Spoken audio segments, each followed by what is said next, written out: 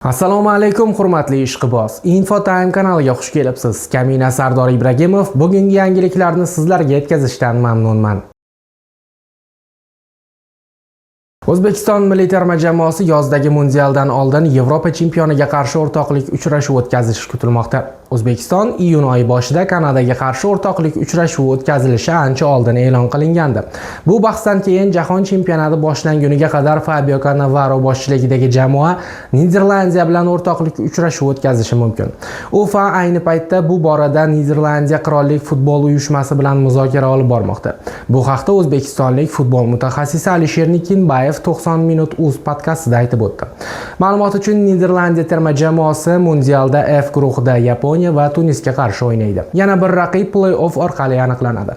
Ayni paytda Niderlandiyani Ronald Koeman boshqarmoqda. Ushbu terma jamoa o'z tarixida 3 marta jahon chempionati finaliga qadar yetib borgan. 1988-yilgi Yevropa chempioni hisoblanadi. O'zbekiston terma jamoasi hozirga qadar Niderlandiya bilan o'ynamagan.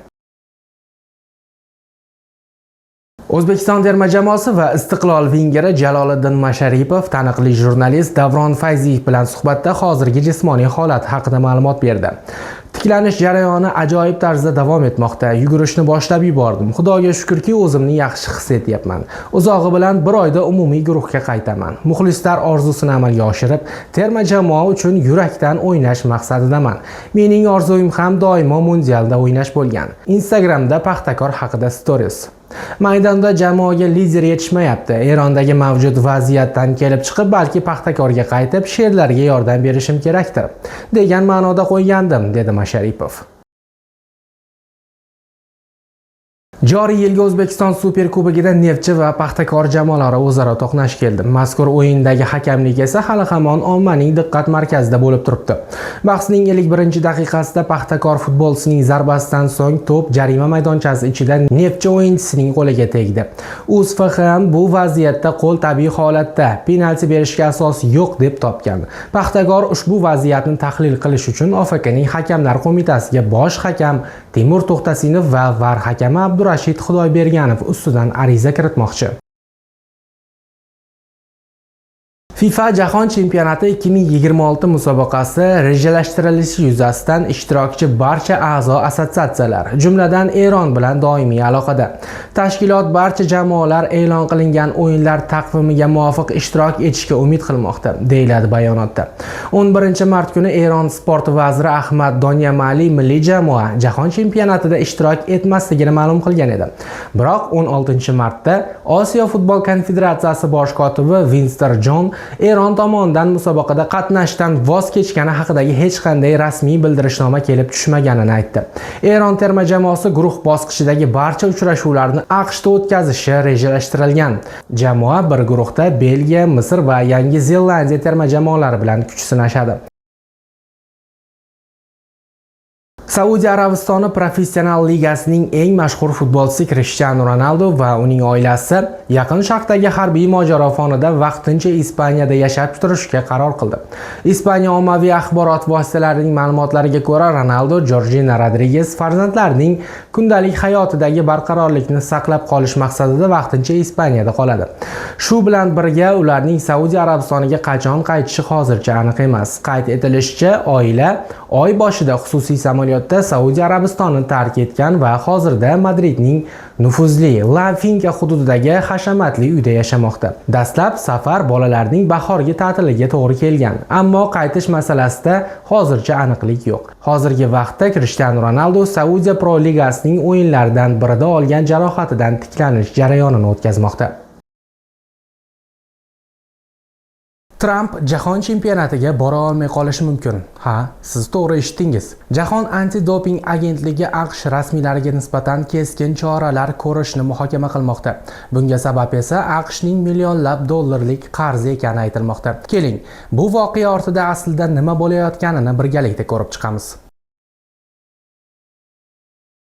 Ayrim ommaviy axborot vositalari ma'lumotlariga ko'ra, AQSh prezidenti Donald Tramp jahon chempionati yoki Olimpiya o'yinlariga borish huquqidan mahrum bo'lishi mumkinligi haqida gap-so'zlar paydo bo'ldi. Bu xabar ko'plab muxlislar va sport kuzatuvchilarini hayratda qoldirdi. Ma'lum bo'lishicha, bu masala Jahon antidoping agentligi bilan bog'liq. Jahon antidoping agentligi dunyo sportida dopingga qarshi kurashadigan eng muhim tashkilotlardan biri hisoblanadi. U sportchilarning halol o'yinini ta'minlash, dopingdan foydalanishni aniqlash va sportda adolatni saqlash bilan shug'ullanadi.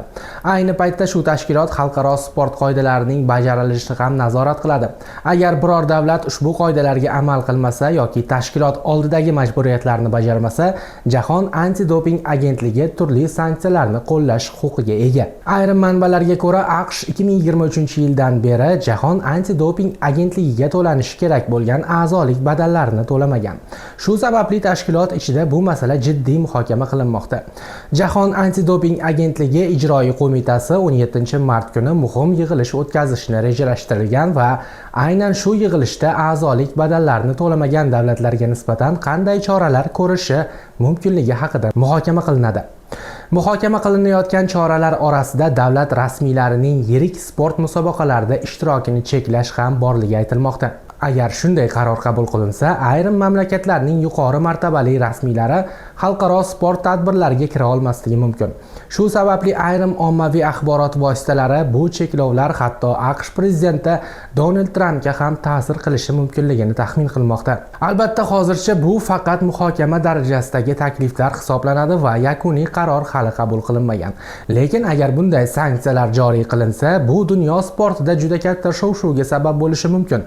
Chunki xalqaro sport tarixida davlat rahbarlariga bunday cheklov qo'yilishi juda kamdan kam uchraydigan holat hisoblanadi.